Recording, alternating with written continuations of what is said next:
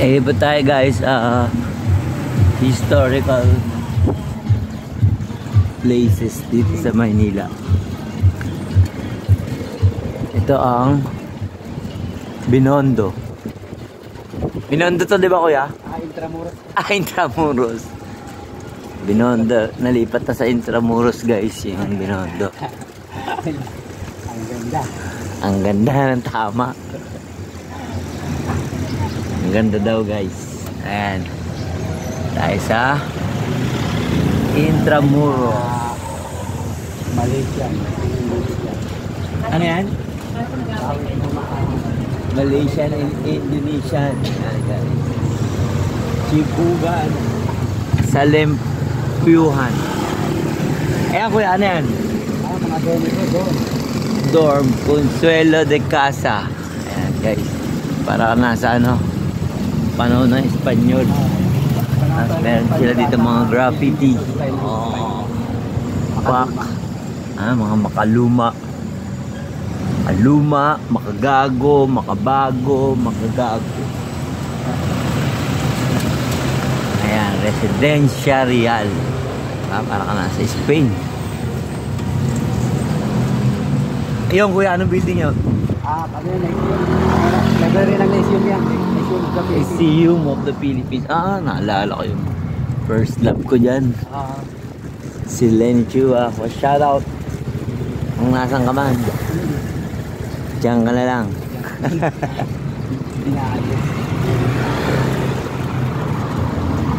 Ito ang Inland Corporation Solana Intramuros Importer.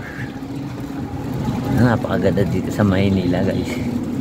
Para kang nasa Italia, Espanya, Francia. Ayan, nakikita mo na ba yun? Burke's Condo. Ito kaya, ano yung mga yan? Ito yung bilihan ng mga piyesa ng mga ferryboat. Dapat ganda, enterprises. Bilihan ng mga piyesa ng mga sa ferryboat saka sa ferryboat. Ito pala yun. Piyesa sa motor ng ginagamit sa lancha, sa may bukid. Yun, sa may bukid, mga motor na ginagamit. Sa lancha. Lancha kuya? Lancha yung ginagamit ko pang mga pangisda. Ayun, pangingisda, pang bukid, pangingisda. Ito pala yung bilihan na yan. Etong pink na to. Ayun. Santa Rosa yan. Paaralan ng elementary high school. Santa Rosa, Laguna guys. May elementary high school pero old school pa rin yung vibes. Nakita nyo naman. Tuturo dyan, madre. Madre. Madre na nagsisindi, no? Ayan guys, dito pala yung mga madre na nagsisindi. Two joints. Colegio de Santa Rosa, Laguna. Yan kuya, ano na yan kuya? Ito dating UST yung pinag-aralan ni Dr. Jose Rizal. Ito pala yung dating UST. Santo Tomato, UST. Pinag-aralan ni Dr. Jose Rizal ng aking lolo. Paaralan dito.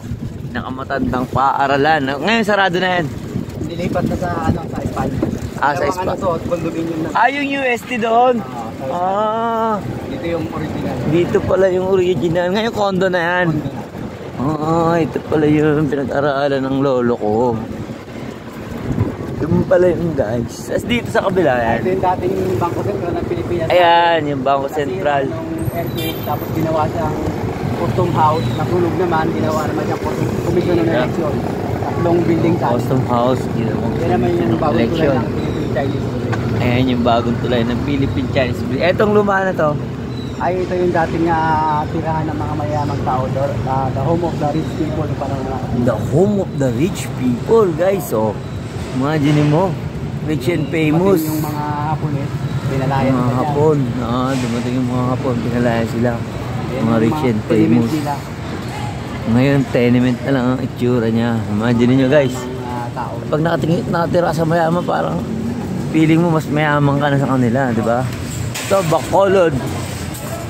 Bacolod food. Ayan, Bacolod design naman to. Ngayon, yung mga restaurant, ang baba. Etong kabila kuya? Ito yung dating Manila City Hall.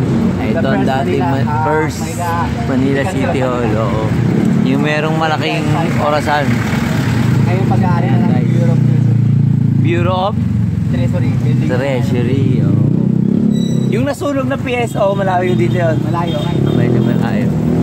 Ito naman. Ito yung karugtong pa rin ang tenement. Oo. Ito parang na-preserve nila. Maganda pa dito.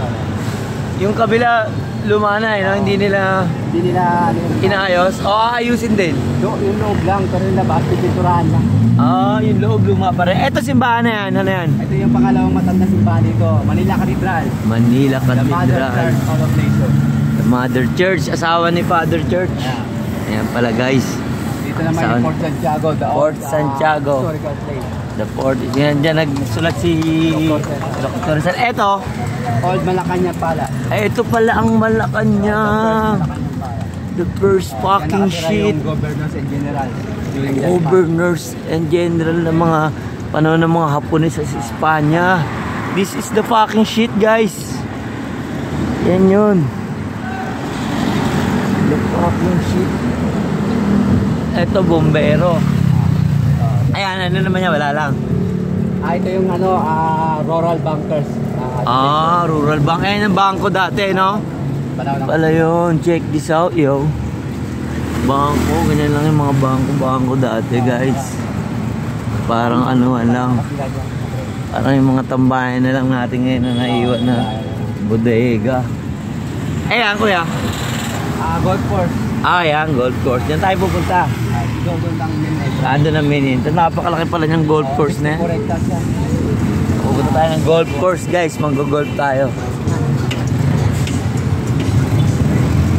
Ayan, guys, ang the oldest fountain in the universe. Yan ang Anda Circle. The circle. Ito pinakauna-una ang circle sa buong mundo. Anda Circle.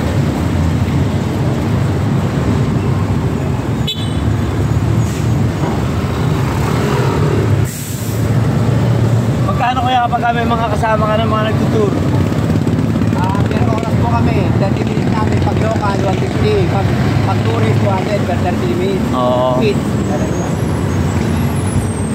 Pero oras. Pero oras, no? Ilang oras mo nalilibot ang buong Manila?